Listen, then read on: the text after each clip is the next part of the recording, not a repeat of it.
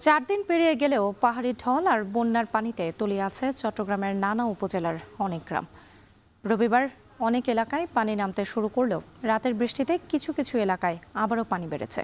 এদিকে রাঙামাটিতে থেমে থেমে বৃষ্টিপাত অব্যাহত রয়েছে। কাপ্তাই হ্রদের পানি বাড়ায় 6 উপজেলার নিম্নাঞ্চল প্লাবিত হয়ে নতুন করে বন্যার শঙ্কা দেখা দিয়েছে।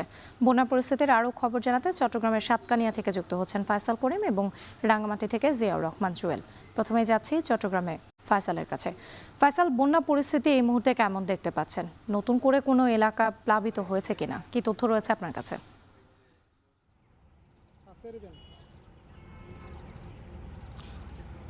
আমরা দেখেছি গতকাল বিকেল থেকে কিন্তু নতুন করে আবার বৃষ্টি হয়েছে এবং চট্টগ্রামের যে উপজেলাগুলো থেকে পানি কিছুটা নামতে শুরু করেছিল সেসব উপজেলা বা ক্ষতিগ্রস্ত এলাকায় আবারও নতুন করে পানি উঠেছে এবং আমরা দেখেছি যে আসলে চট্টগ্রামের যে আক্রান্ত উপজেলাগুলো ছিল তার মধ্যে সাতকানিয়া, বাঁশখালীতে আমরা দেখেছি যে পানির যে পরিমাণ সেটি কিন্তু আবারও বেড়েছে কিছু কিছু এলাকায়।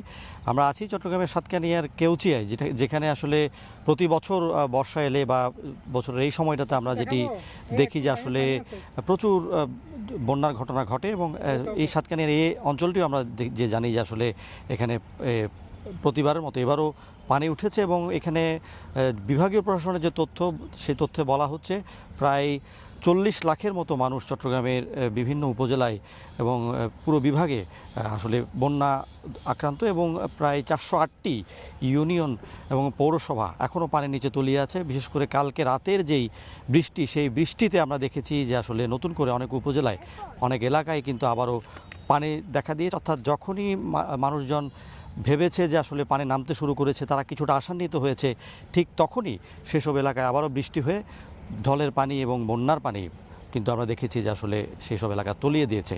আমরা যেটি জানি যে চট্টগ্রামের 7টি উপজেলা মূলত আক্রান্ত হয়েছে, যেখানে মৃতের সংখ্যা অর্ধ শতাধিক এবং এখনও 2 জন নিখোঁজ আছে। জেলা প্রশাসনের পক্ষ থেকে কিছুটা দেরিতে ত্রাণ এবং বিভিন্ন সহায়তা পৌঁছেছে বলে অভিযোগ আছে এবং আমরা যেটি জানি যে এইসব এলাকায় আসলে এই সময়টাতে, বছরের এই দুর্যোগের সময়টাতে কিন্তু প্রশাসন থেকে শুরু করে রাজনৈতিক নেতৃবৃন্দ কিংবা বিভিন্ন মহলের কিন্তু তোড়জোড় থাকে, মনোযোগের কেন্দ্রবিন্দু থাকে এইসব এলাকা। কিন্তু যখনই পানি নামতে শুরু করে তারপর থেকে আবার এইসব এলাকাকে ঘিরে দখল, দূষণ, নদী কে ঘিরে যে বাণিজ্য কিংবা ইটভাটা গড়ে ওঠার যে বিষয়গুলো, সেগুলো কিন্তু আবারও সমান তালে চলে। তখন কিন্তু আবারও সবাই নীরব হয়ে যায়, এমন একটা অভিযোগ করছেন এখানকার এলাকাবাসী। আমরা আছি সাতকানিয়ার যে এলাকাটিতে আছি, সেখানে কিন্তু প্রচুর ইটভাটা আছে, প্রচুর ভূমি এখানে দখল করা হয়েছে, জলাশয় দখল করে বাণিজ্যিক স্থাপনা গড়ে তোলা হয়েছে এবং অপরিকল্পিত উন্নয়ন এখানে কিন্তু করা হয়েছে। আমরা যেখানে দেখেছি যে আসলে এখানে টেকসই উন্নয়ন করানোর জন্য, অর্থাৎ এইসব এলাকা যে বন্যাপ্রবণ যে এলাকাগুলো আছে সেগুলোকে ভবিষ্যতের জন্য বা দীর্ঘ সময়ের জন্য পরিকল্পনা নিয়ে সাজানোর যে প্রকল্প, সেগুলো কিন্তু সেখানে সেভাবে গড়ে ওঠেনি, যে কারণে প্রতি বছর বর্ষা এলে আমরা দেখি যে এসব এলাকা প্লাবিত হয় এবং ঢলের পানি, বন্যার পানি, নদীর পানি মিলেমিশে একাকার হয়ে এখানের মানুষ ক্ষতিগ্রস্ত হয়। তো এখানে যারা আছেন স্থানীয়রা, তারা বলছেন যে আসলে প্রশাসন বা যারা এইসব এলাকাকে ঘিরে এই সময়টাতে তৎপর হয়, তারা যাতে বছরের বাকি সময়টা তো তৎপর হলে তারা আসলে এখানে যে সুফল বা বন্যা যে ক্ষয়ক্ষতি, সেটি অনেকটা কমিয়ে আনা যাবে। এবার একটু রাঙামাটিতে যেতে চাই। জুয়েল, আমরা চট্টগ্রামের খবর শুনছিলাম, কালকে রাতে বৃষ্টি হয়েছে এবং যে নিম্নাঞ্চল রয়েছে সেগুলো কিন্তু প্লাবিত হয়ে গেছে। রাঙামাটির আসলে কি পরিস্থিতি এই মুহূর্তে দেখতে পাচ্ছেন? রাঙামাটিতে নিম্নাঞ্চল প্লাবিত হয়ে কত মানুষ এই মুহূর্তে পানিবন্দী রয়েছেন? রাত্রি বলে রাখি যে রাঙামাটির বাঘাইছড়ি এবং যে বিলাইছড়ির ফারুয়া, সেখানে বন্যা পরিস্থিতির বেশ উন্নতি হয়েছে।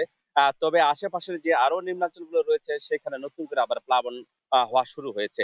বলে রাখি, রাঙ্গামাটির যে কাপ্তাই হ্রদ তীরবর্তী যে অঞ্চলগুলো রয়েছে, বিশেষ করে আহ এই রাঙ্গামাটির যে বাঘাইছড়ি, বরকল, জুরাছড়ি, একই সঙ্গে যদি বলি কাপ্তাইয়ের কিছু এলাকা, দানিয়াচরের এবং রাঙ্গামাটি সদরের এই অঞ্চলের পানি এই মুহূর্তে কিন্তু বেড়েই চলছে। আর সকাল 9টা পর্যন্ত সেখানে আসলে 100.60 ফুট পানির কাপ্তাই হ্রদের যে পানির উচ্চতা, সেখানে আসলে পরিমাপ করা হয়েছে। বলে রাখি যে গত 10 দিন ধরে চলমান যে বৃষ্টিপাত, একই সঙ্গে পাহাড় ধসের সংখ্যা, আবার যে বন্যা পরিস্থিতি, সব মিলিয়ে এখানকার জনজীবন একেবারে বিপর্যস্ত হয়ে পড়েছে। সেখানে আসলে 50টি আশ্রয় কেন্দ্রে এই মুহূর্তে পর্যন্ত 3637 জন মানুষ অবস্থান করছে বলে জেলা প্রশাসন থেকে আমাদেরকে নিশ্চিত করা হয়েছে। এর মধ্যে অনেকগুলো এলাকায় ত্রাণ 4 দিন 5 দিন বিশেষ করে বিলাইছড়ি উপজেলা যে ফারুয়াই সেখানে 1.5 শতাধিক দোকান বাজারে তলিয়ে গিয়েছে। সেখানেও আসলে 4 দিন পরে গতকাল বিকালে ত্রাণ পৌঁছানো হয়েছে। 10 কেজি করে চাল দেওয়া হয়েছে সেখানকার মানুষজনকে। বলে রাখি এর মধ্যে মানুষের যে আশ্রয় কেন্দ্র সেখানেও আসলে নানা অভিযোগ খাবার নিয়ে মানুষজনের কাছে যোগাযোগের যে ত্রাণ তৎপরতা সব মিলে বেশ অস্বস্তিকর অবস্থায় ছিল এখানকার মানুষজন। রাঙ্গামাটি থেকে এই ছিল আমার কাছে সবশেষ। যাচ্ছি। বন্যা পরিস্থিতির খবর জানাতে চট্টগ্রাম এবং রাঙ্গামাটি থেকে যুক্ত ছিলেন সহকর্মীরা।